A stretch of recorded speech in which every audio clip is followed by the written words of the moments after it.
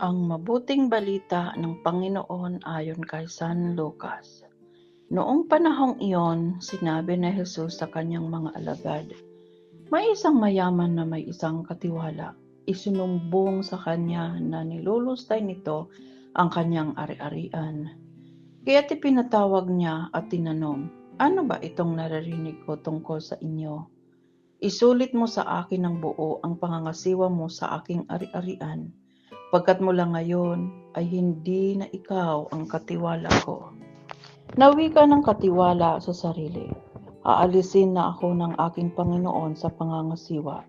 Ano ang gagawin ko? Hindi ko kayang magbungkal ng lupa. Nahihiya naman ako magpalimos. Alam ko na ang aking gagawin.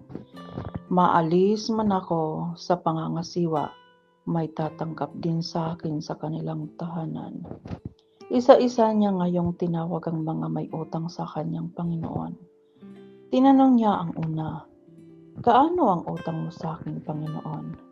Sumagot ito, 100 tapayang langis po. "Heto ang kasulatan ng iyong pagkakautang. Dali, maupo ka't gawin mong 50, sabi ng katiwala. At tinanong naman niya ang isa, "Ikaw, gaanong utang mo?" Sumagot ito, 100 kabang trigo po. "Heto ang kasulatan ng iyong pagkakautang," wika niya. "Isulat mo 80.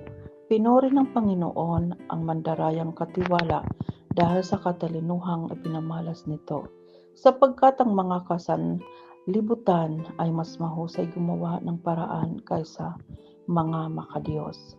At nagpatuloy si Jesus ng pagsasalita, "Kaya't sinasabi ko sa inyo, gamitin ninyo sa pagkaibigan ang kayamanan ng sanlibutang ito. Maubos man ito'y may tatanggap naman sa inyo sa tahanang walang hanggan.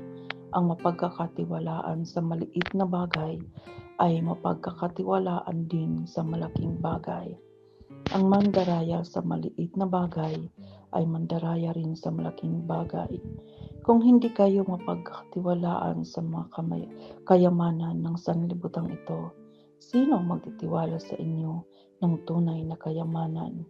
At kung hindi kayo mapagkatiwalaan sa kayamanan ng iba, sino ang magbibigay sa inyo ng talagang para sa iyo? Walang makapaglilingkod ng sabay sa dalawang Panginoon, sapagkat kapupuutan niya ang isa at iibigin ang ikalawa, paglilingkuran ng tapat ang isa at hahamakin ang ikalawa. Hindi ninyo mapaglilingkuran ng sabay ang Diyos at ang kayamanan. Ang mabuting balita ng Panginoon.